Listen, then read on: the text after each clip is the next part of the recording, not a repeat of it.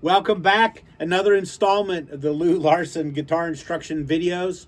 I'm still working with my phone, saving up to get a good camera. So hopefully I'll be able to make everything work. I am finishing up ripping country rock, southern guitar rock solos. This is going to be part 2. And what we're going to work on is we're working on being able to solo over the chord progression from a song like Midnight Rider by the Allman Brothers. So the first video I did in this style, I was just playing primarily over the D chord.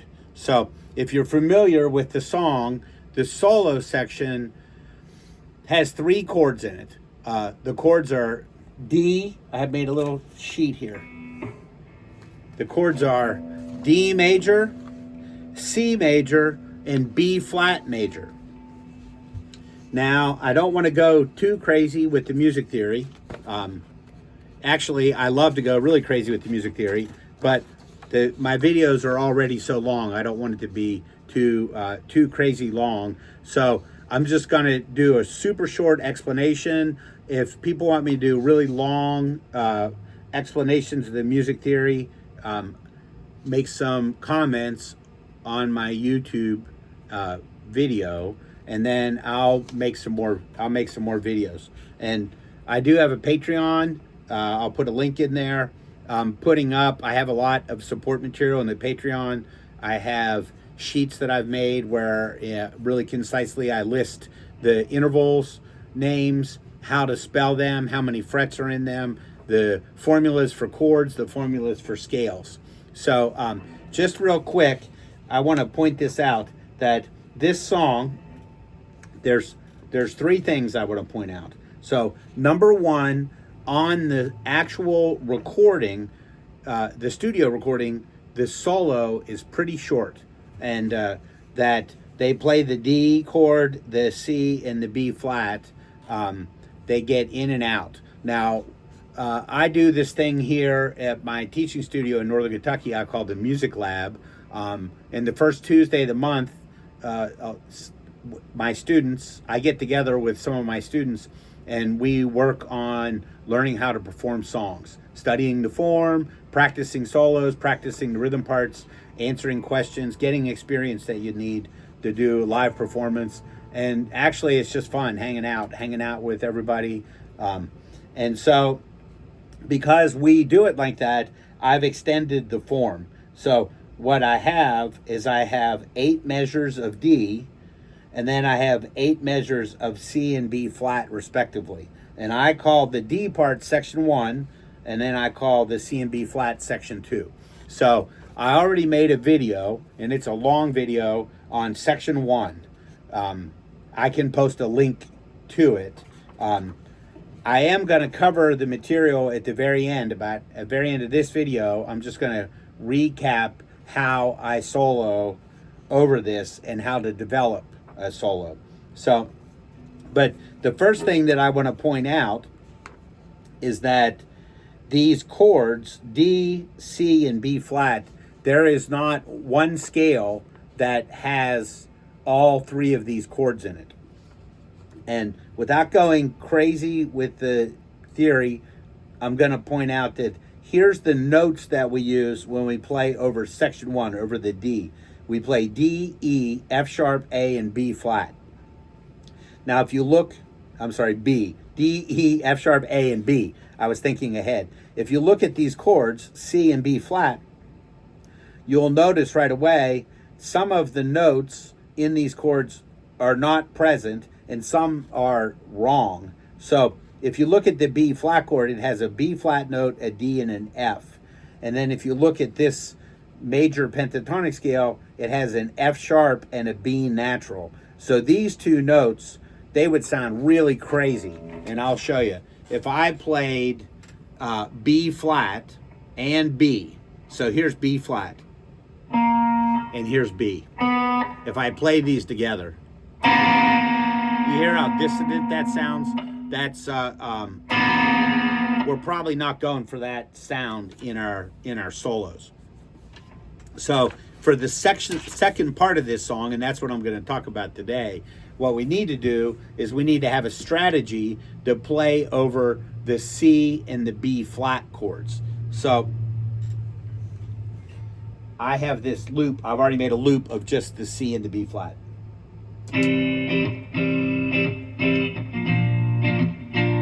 So this is C, B flat. So there's the C and the B flat. So here's our strategy. This is on this song, and I'm going to respect the way that Dicky Betts approaches this. He improvises over the C and the B flat, largely inspired by the notes in the chords, which those notes in the chords we would often describe as the arpeggio. Because when you play an arpeggio, what you're playing is you're playing the notes in the chord in alphabetical order. So there's also a little trick, which I'm going to tag on at the end, that Dicky Betts likes to do. He likes to embellish his arpeggio. But the first thing that we're going to do is that we're going to learn how to play the C major arpeggio. So the first thing we do is we find all of our C notes. And so I covered this before in some of my previous videos, but the step one is we go to string 6, which is the thickest string, and we find our C notes. So I always start on the thickest strings, even though we're going to be playing in the higher registers. So just to clarify a couple things, normally when you play solos, you play in the high registers. The reason why you typically play in the high registers when you play a solo is that you're trying to play notes that aren't going to interfere with the other instruments. So if you were to try to play a solo playing low notes, that you would be right in the same frequency range as the organ, the rhythm guitar, the bass, some of the drums. So one of the things that you can do, if you were playing in that low frequency range, you would have to play louder than everyone else for people in the audience to be able to hear you clearly. So it's not very common that happens. Sometimes if you see a jazz guitar player who's the featured artist, I've seen Pat Martino a couple times, and that he could have his amps up loud enough because that's you're going to see that he could play louder than the rest of the band. But normally you want to be about the same volume. So what we do is we get up into these higher registers because there's not a lot of instruments playing the higher notes. Then whenever you play your solo, your audience, or even just yourself, you can hear really clearly what you're doing. You're not trying to compete with the other instruments. That's why we play the higher notes. I always start on the low notes whenever I'm teaching people how to find the notes and how to play them. The reason why I start on the low notes is because most people that play guitar are most comfortable finding the notes on the thicker strings, because when you're playing rhythm guitar, typically you're thinking about the roots of the chords coming from those notes. So behind me, I have my chart back here. And on the chart, I call this my chromatic circle. And what I have is that I have the 7 letters that we use to describe the sounds that we make in typical Western music. And then I have the sharps and the flats added. So I have all 12 notes. And I call this the chromatic circle because it's called the chromatic scale. So string 6 is the E string. So I'm going to start on string 6, and I'm looking for A. So I'm looking at E, and on my chart, each block is 1 fret. So I'm going to go 1, 2, 3, 4, 5, 6, 7, 8. So C is on fret 8. So I got my tuner. I'm going to put this on. Hopefully it's going to work. We can see it.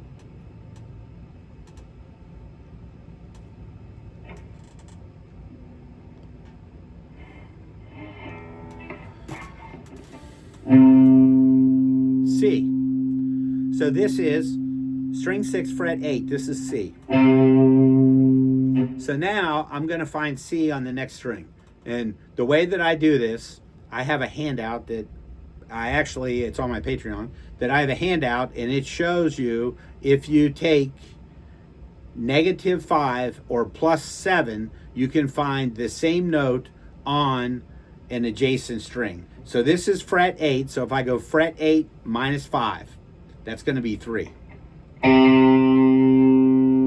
So I move to the next string, I play fret 3, and that's a C note. So I'm on fret 3. I can't go -5 again because I would be off at the end of the fingerboard. So I'm going to go fret 3, and then I'm going to go to +7. So I go fret 3, +7 is 10. So I go to the next string, fret 10. That's a C. So I'm going to go 10, -5, or I could go +7 if I wanted to find it way down here. But I'm going to try and stay in this area of the neck. So I'm going to go 10 -5, and then I get fret 5. That's C. So now I'm on string 3, and it's whenever I cross onto string 2 that the tuning is non-symmetrical. So I need to add a fret. So I'm going to go 5, and I can go 5, -5, or I can go +7. And so in this case, I know that I want to play in the higher register. So I'm going to go 5 +7. That would give me 12, but I need to add 1. So 12 + 1 is 13. And that's my C note. This is a really important note, 13. So then I go 13 -5. It's going to be 8. So this is it's also C. So I found all of my C notes. 8, 3, 10, 5, 13, 8. So then the next thing I'm going to do is I'm going to find the notes that make the C chord. So I'm going to build the arpeggio. So I have my chart here. I've already written this out. The notes in the C chord are C, E, and G. And I wrote a little note down here. This is how I know that it's C, E, and G, is that I know that the formula for a major chord is the root note. That would be, I think of that as 0. The major third, which is 4 half steps above 0. And then the perfect fifth, which is 7 half steps above 0. And then I come over to my chart over here. So I start on C. That's the first place that I start. And then what I do is I count 3 letters. So I go C, D, E. So I know the next note is going to be some kind of E. It can either be E, E flat, maybe even E sharp. But I'm going to come to C and I'm going to count 4 letters, 4 half steps. 1, 2, 3, 4. And it's E. It's just a regular E natural. That's super easy to find. I'm going to go back to C and I'm going to count 5 letters because this is the methodology for counting intervals. I could make a big long video about that. We count the intervals like this because the interval system is antiquated. It first was invented by Pythagoras 935 BC. So that was a really long time ago. It's been modified and adapted to get us into the modern times. So whenever we start, we always count the letters and then we count the half steps. So I'm looking for a G, looking for the fifth. So I start on C and I count 5 letters. C, D, E, F, G. So it's a G. Now I have to make sure that it's a perfect fifth. So that's the qualifier. I'm going to come over to C and I'm going to count 7 half steps. 1, 2, 3, 4, 5, 6, 7. So it's C, E, and G. That's nice. No flats and sharps yet. So I'm going to start on C. And I can count on the same string 4 half steps. 1, 2, 3, 4. It's going to be right here. Here's E. And look at my hand. So this is how I first started to practice my intervals and to be consistent and not make mistakes. That I learned that the major third, because it's 4 half steps, if I put 1 finger per fret and then I stretch 1 fret, that's always going to give me the major third. So I'm going to go root, 1 finger per fret, stretch. Now I'm going to do this on every string. We'll go to the next string, C, 1 finger per fret, stretch. Go to the next string, C is right here, 10, 1 finger, stretch. Here, C is at 5, 1 finger per fret, stretch.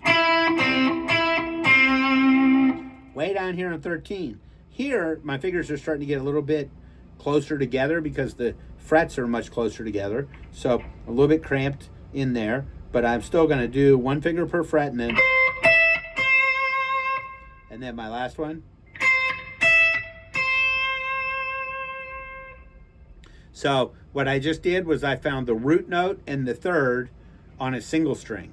Now the next step I'm going to do is I'm going to move that third to the adjacent string. So if you'll notice, I started here on 8 and then my note was on 12.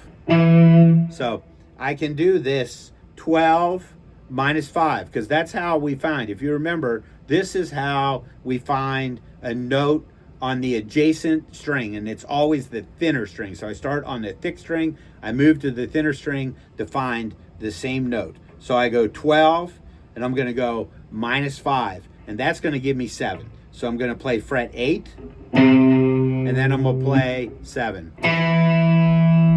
Oh, my tuner went off. Now it's back on. Here's 8, C, and then here's 7. That's E. It's the same. On the same string, on 2 different strings. And what do you notice? If I have my root note on the thicker string, the major third on the adjacent string is 1 fret lower. So I've done this before, so I put my middle finger on the root, and then the major third is my first finger on the adjacent string. So now I'm going to go to the next string, fret 3, and I'm going to...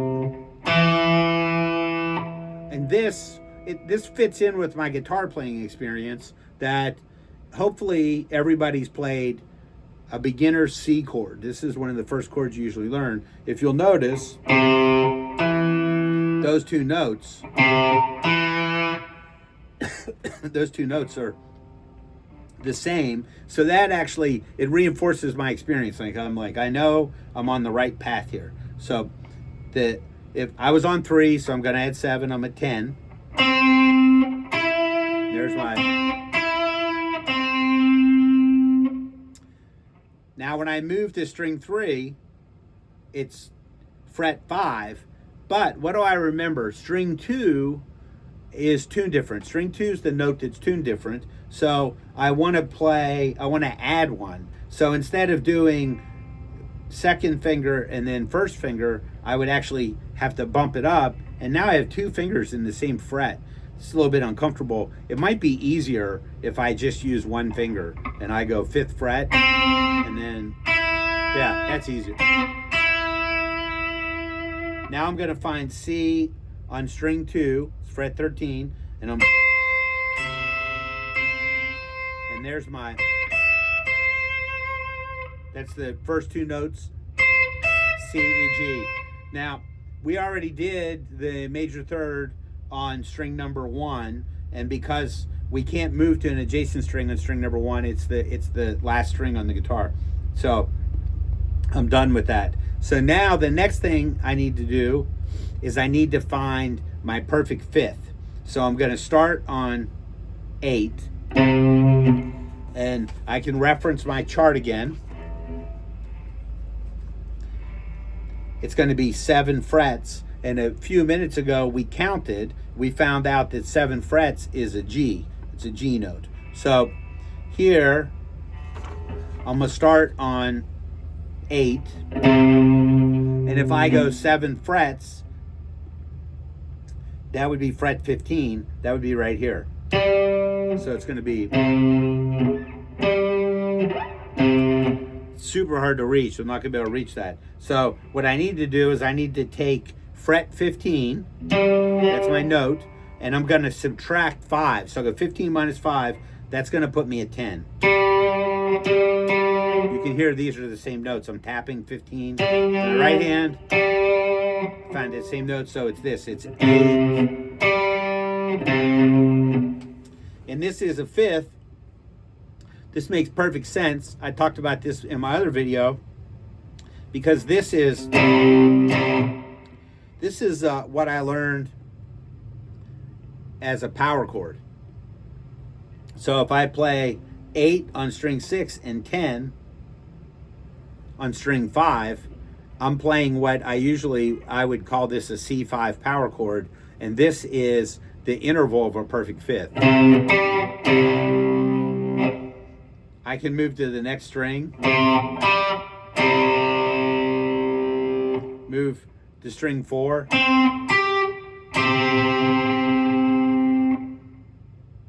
and each time if you'll notice what I'm doing, I'm starting to move faster through my intervals, because through trial and error, one of the things that I've realized is that the tuning of the strings stays consistent, and so the gap of my fingers, it also stays consistent. So if I start on 8 and then I move to the next string and I go 2 frets higher, if this is a perfect fifth, then I start on 3, I move to the next thinner string 2 frets higher.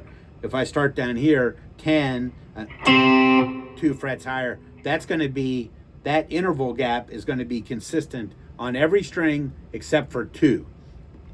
So if you'll notice here, I'm going to move to string 3, fret 5. That's C.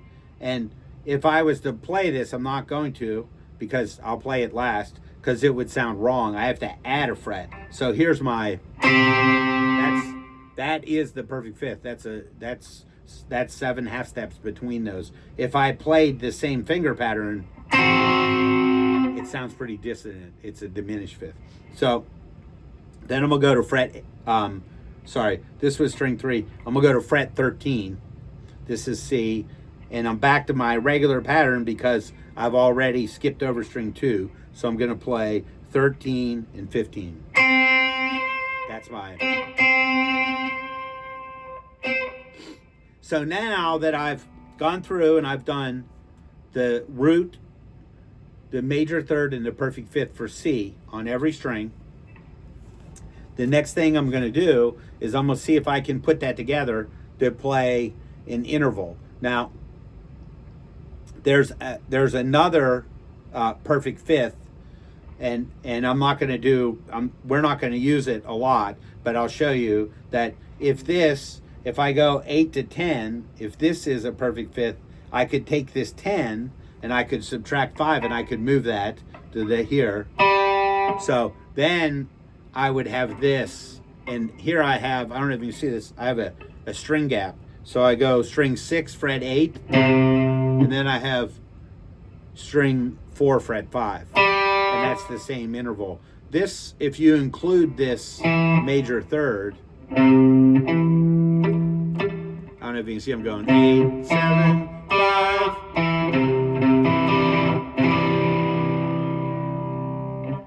And then this would be an open string if I do it here. Or I could come down and do it an octave higher. I would start on 15. My tuner shut off again. C, G.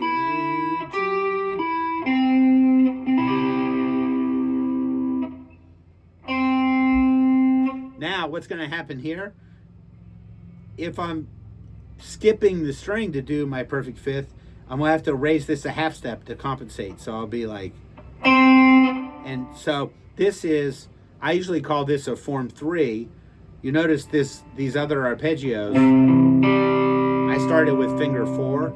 As soon as I get so finger 2 is involved, I usually switch to my third finger because I've memorized that string 2, moving it up a fret.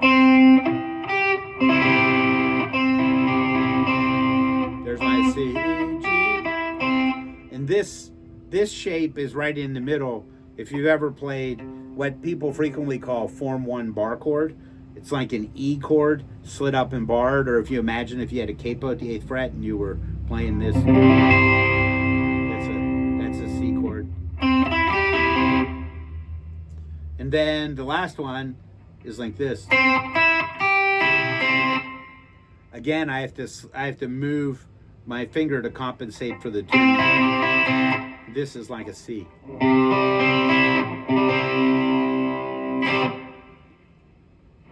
So the next thing that we need to do is we also need to do this, find all of these same notes with B flat. So I'm already 26 minutes in, and so I'm not going to do every single pattern, but I would encourage you. I do this regularly in my own guitar practice, that I'll play every single note. I'll find every C on each string, then I'll play the major third, both combinations, and then I'll play the major third and the perfect fifth. So what I'm doing is I'm playing the arpeggio of each chord. So the next thing we're going to do is we're going to start on B flat. So there's two ways that you can find B flat, and the better you get at this, the faster you can think about it, the easier it is. So if we look at my chart and we find C, if you'll notice, B flat is 2 blocks before C. So B flat is 2 frets lower than C. So if I remembered where C is, which is fret 8, I could go 2 frets lower and it would say B flat. I don't know if you can see that. My tuner does say B flat. So that's why I'm using this tuner today. A lot of the other tuners don't have flats. They only have sharps. So here's C. And there's my flat. So I can also start on E. If I'm really not confident of what's going on, I can start on E and I can count my frets. 1, 2, 3, 4, 5, 6. And there's B flat. I forgot to mention this if you're really new to it. B, the symbol for a flat is the symbol, it looks like kind of like a lowercase b. So you have a capital B and kind of a lowercase b. That, when you see that, you say B flat. When you see the thing that looks like a pound sign or a number sign, you say sharp. So here's my B flat. So I'm going to go fret 6, and I can go -5, or I can go +7. I'll go -5, it's 1. So I can go 1 + 7, that's 8. Then I can go 8 - 5, that's 3. Now I can't go -5 because I'd be off of this, the second string's the B string, so I'd be -1 fret. So what I'm gonna do is I'm gonna go 3, I'm gonna go +7, and that's gonna get me right here. 11. And then from 11, I'm gonna go -5, and that's gonna get me a 6. Okay, so at this point, you need to stop the video and you need to go back and you need to play the root, starting on B flat, you need to play the root in the major third. So you'll put your fingers, so you'll go through every string. Then you'll do it with your middle finger.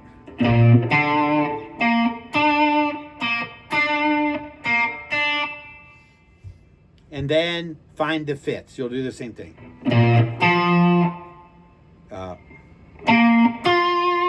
So we'll do the root in the third and the fifth. After you've done that, come back to the video, because if I do every single note, my video will be an hour and a half long. Hopefully not. But once you learn these, I do these in my own practice. It takes me maybe 2 minutes to find that. I always refresh my memory by playing the root notes and then playing the thirds and the fifths. It's really valuable. I've been doing it for years. I still do it. So, but once you find the notes to make the C and the B flat, then we're going to start learning how to do a little bit of improvisation. We're going to be ready for section 2. So I don't think I talked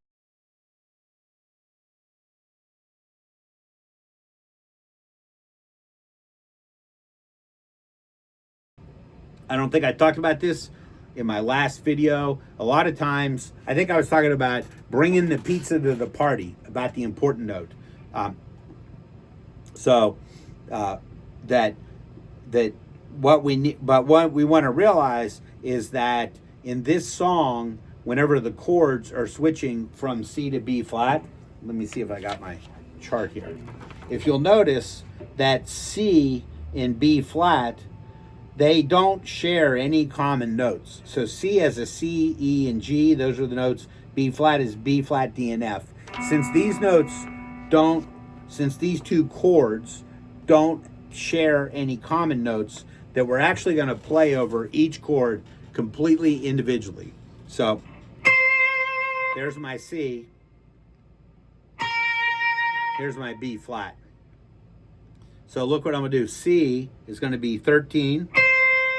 And then the third of C, which is E, is going to be 12. When I go to B flat, it's 11. And the third is D. And so, because this song, we have these country rock stylings over the D chord at the beginning, usually playing some fast licks and stretching out, we're going to really have a laser focus. We're just going to play the notes in the chords at first to start out. So I have a loop, and the loop is going to be a measure of C and a measure of B flat. I'm going to turn it on, and I'm going to let you hear it. C, B flat, C, B flat, and I'm going to turn off my distortion real quick. B flat,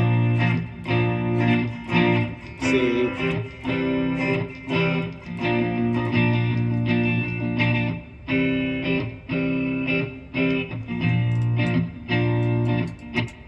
so whenever we play the song, do you notice how on the B flat I strummed? That's because in the context of the song, section 2 is a total of 8 measures. So on this last measure, it's like 4 counts of C, 4 counts of B flat, 4 counts of C, 4 counts of B flat. When we get right here, B flat, I strummed, I was making a faster strum, 1 E ended, 2 E ended, 3 E ended, and that, you know what I'm doing is that I am setting it up so for the listener, you can hear something's going to change. We're getting to the end of this section, and for somebody playing a solo, they also know, hey, I need to wrap it up. This is the end of the section. So if we're at our Tuesday Night Music Lab, the first person that improv the solo, that's where they wrap it up, and person number 2 that's learning to build their solo skills, they're going to come in and play it. So if we were playing a show, playing a gig, I would, at the end of that, you could decide if you wanted to take a second chorus. That's what we'd say if you're going to, whenever I get to the end of the B flat, it's going to go back to the D. So if the solos are over, it'll go back to the D, and then the vocalist will come in and sing the last verse. If we're still soloing, and one person could be playing a solo, if one person played a solo through all these Ds, and then through the C and B flat, and then they got to the end, but they wanted to continue, they wanted to play another chorus, they would come back and they would start over and they would play another, their solo would just continue. So watch what I'm gonna do. I'm gonna start my looper, and it's at this point it's only 2 chords. It's not the full solo yet. It's only the second section, because that's what this lesson's all about. And I'm gonna play C and B flat, and I'm gonna start out only playing C and B flat. I'm just gonna play the root note. I was joking with somebody today. I always have this story that I tell about building solos, and I always say that it's similar to cooking, which I don't know much about cooking. I wish I really did know more about cooking, but what I said is a scale, or in this case an arpeggio. It is like when you have a group of ingredients. So let's say we were going to make bread, and we had flour and cornmeal, baking powder, walnuts, raisins, sugar, yeast. I don't really know how to cook bread, but we have all these sourdough. We have all these various ingredients. But what do we need to make good bread?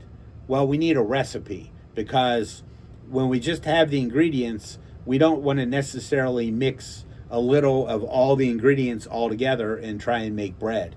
That bread usually does not have all of those ingredients. So I was saying, my joke is that B.B. King, you find out that B.B. King likes to bake, and he makes the best pretzels that you've ever tasted, and there's only 3 ingredients. He uses, and I don't know what they'd be, flour, water, and salt. I'm just making that up.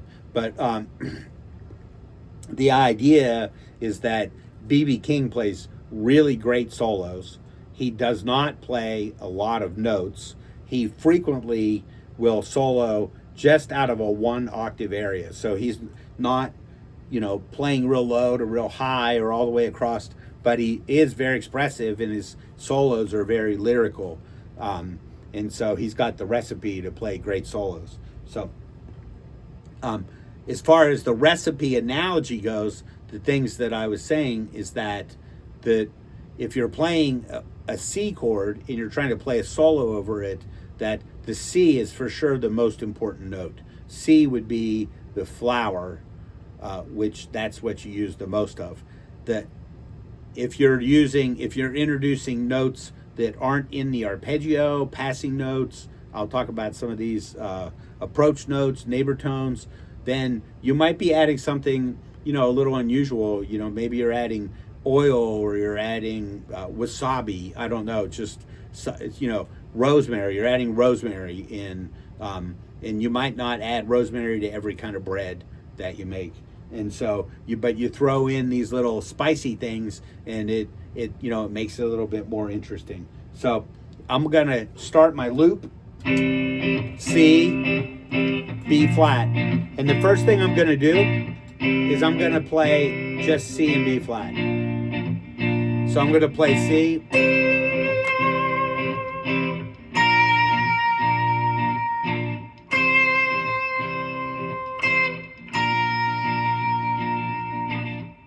So I'm putting a little bit of vibrato.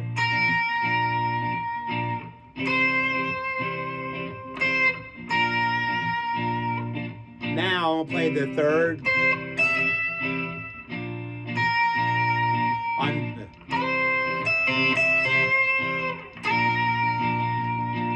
here we go.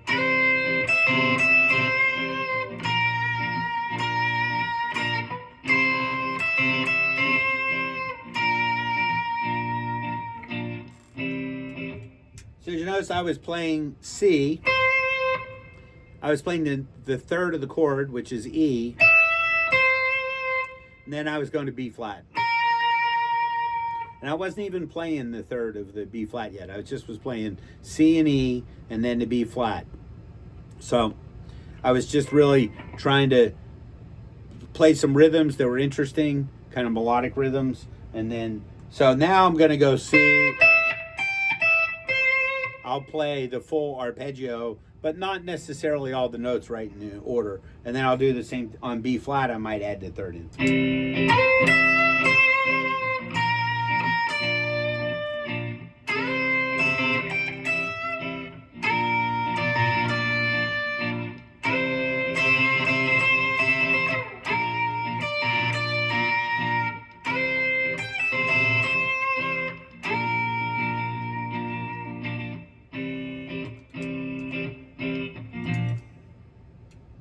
So now I added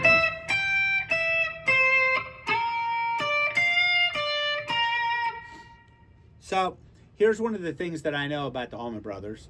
I know that Dickey Betts, of course, great guitar player. I know that Dickey Betts I don't know this, I read this, that Dickey Betts' uncle and dad like to play gypsy jazz guitar in the style of Django Reinhardt.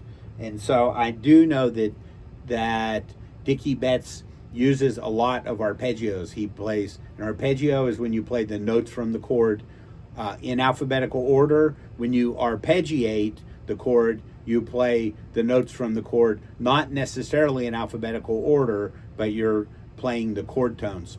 Dickey Betts will often embellish that. He'll frequently add the fourth, and the note that he adds is a half step above the third. So he'll play C, E, and this he'll add this F. So you notice I went C, E. I did my F. Now this note's a little bit dissonant, so I don't want to lay on it, meaning I'm not going to just play it and have it sustain because it's a little dissonant. So it sounds a little weird. So I play it, but I pull it off. And I can do that same thing on the B flat. So I'll play B flat. There's my third, and the fourth is the one fret above it. So I forgot to say it. So I'm going 13, 12, and then I go 13 on the first string. I can do the same thing on the B flat. I go string 2, fret 11, 10, 11,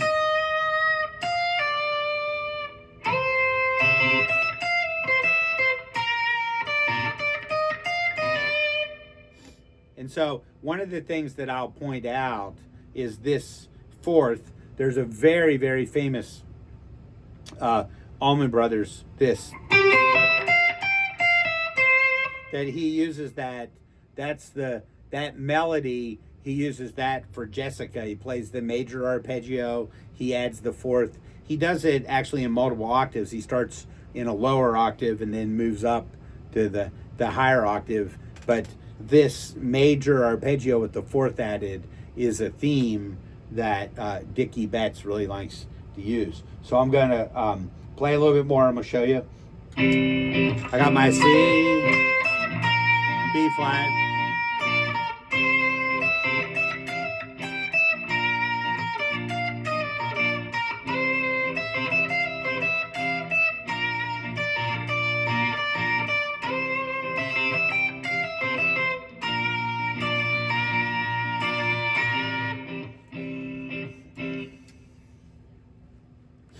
so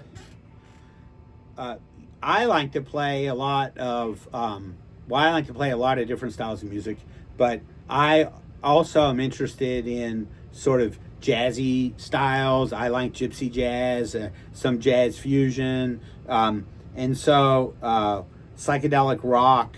And one of the things that I'll do sometimes is I'll add in some notes that aren't in the arpeggio, and they aren't even in the scale. So here's C, so I might just slide into the C. So I might go.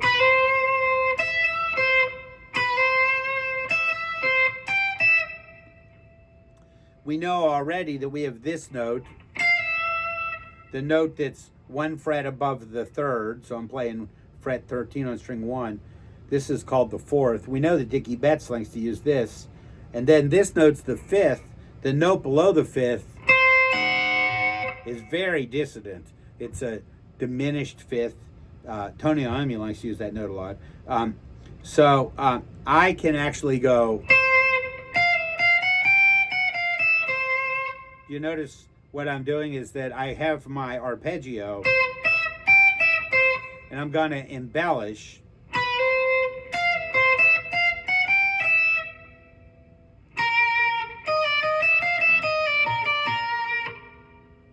That I'm always going back. In my other video, I was saying how the root note, my other video I'm referencing is video number 1 in this series, how to rip Southern rock leads. But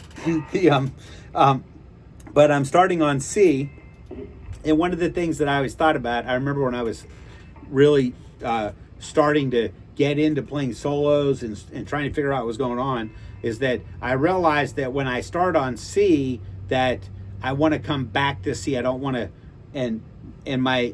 I used to make up in my mind, I would make up these little stories to help me keep track of the strategies that I was using. And I always called this one delivering the pizza or bringing the pizza to the party. And what I imagined was I was at a party and I went and I picked up the pizza, and then it's when I came back to the party, everybody was really excited that I was there. They were excited because I came and I brought pizza. So, if I just left the party and got the pizza and then I just drove away and never came back, people they would be confused. They would be like, "Hey, is Lou coming back with the pizza?" So this idea that I have is I have this arpeggio and it starts on this C. And then I play, there's the notes, and I'm going to embellish it. I'm going to slide, here's my C note, string 2 fret 13. I'm going to slide into that. The note that I'm playing to slide into it, I always kind of think of it as a throwaway note. I'm not naming it. It's not important. I'm just sliding into it just to add some ornaments to embellish. And there's my third of my chord. I can do a pull off. If I want to make it a little busier, I can. There's my fifth, and then back to the third. So I have this.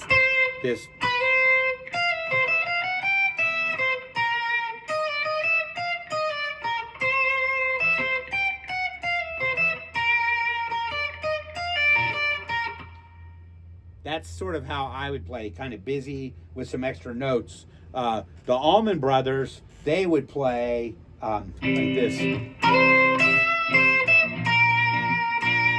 Something like.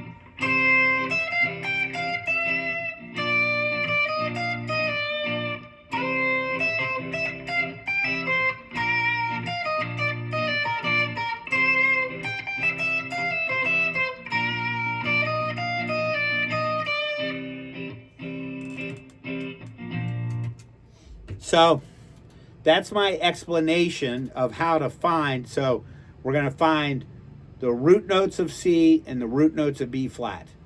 We're going to turn those into an arpeggio, which is the notes from the chord played in alphabetical order.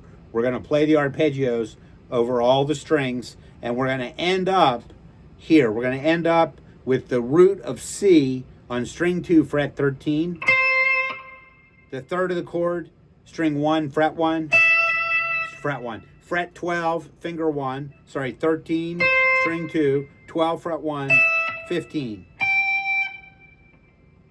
That is the most foundational part, and then I'm going to embellish this. I might slide in. Here's the next note. I might do a pull off to get to there. Then the chord changes to B flat. So B flat is 2 frets lower than C.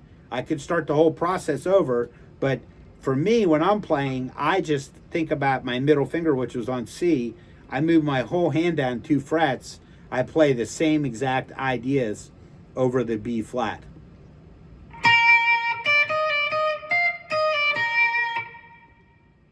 Now, in the context of the chords from the song, usually over the D chord, which comes before the D chord part is section 1. It's before these two chords. I'm playing out of the major pentatonic. I'm playing more lick-based southern rock, country rock ideas. So the contrast of just playing the notes from the chord works really well. And I'm going to demonstrate that. You ready? So I'm going to start my loop, and it's going to be 8 measures of, it's actually a D7 chord with no third, but the third is implied. The people playing the solos play a major third, and so it ends up sounding like a D7 chord. So I'm gonna start, and I'm gonna start on the D right here. You ready?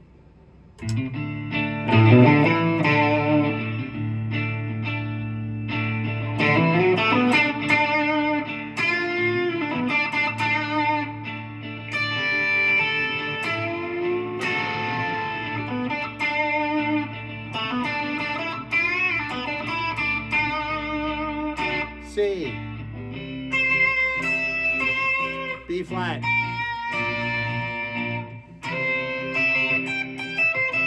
B flat, C,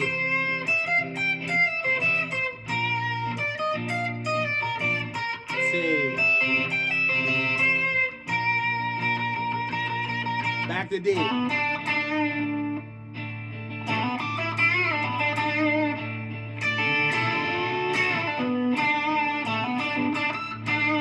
Do a little.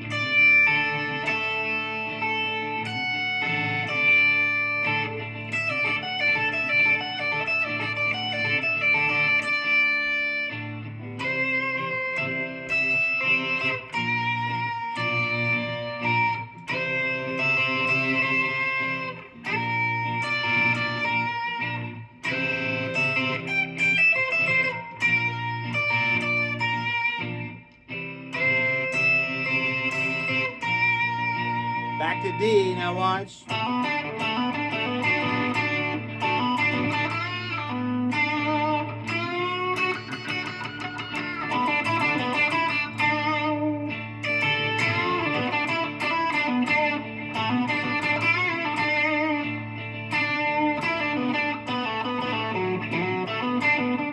gonna change it up.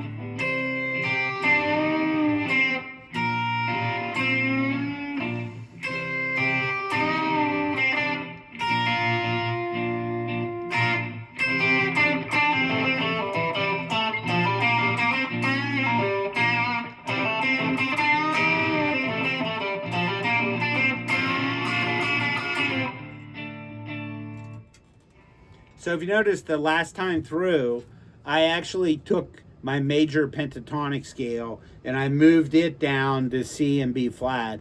And I played some of the ideas that I had played over D in the beginning. I don't really like that idea.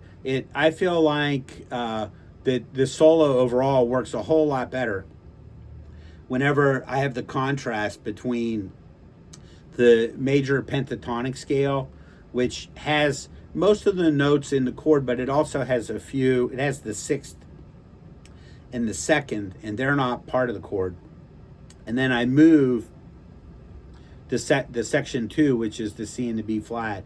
I move to playing notes that are really mostly chord tones, which means notes that are in the chords. So I'm trying to keep up with making a lot of videos. So this one is super long.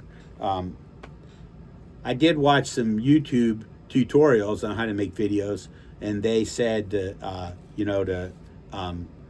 make the video really short, like less than 5 minutes, and ask people to like and subscribe a lot. I'm not being very successful in those areas, but hopefully everybody's finding this stuff informative. I'd love to get some feedback. Give me some comments. Tell all your friends to subscribe. The more people that subscribe, the more videos I'll make. And if anybody has any questions, send me the questions. You can make comments in my YouTube videos. So I also have a Patreon. I need to get caught up. I didn't put my last. I made a much shorter video on how Tony Iommi uses the G minor scale, and that one's up there. I need to get that one up. So all right, thanks so much. Thanks for your time. Like and subscribe.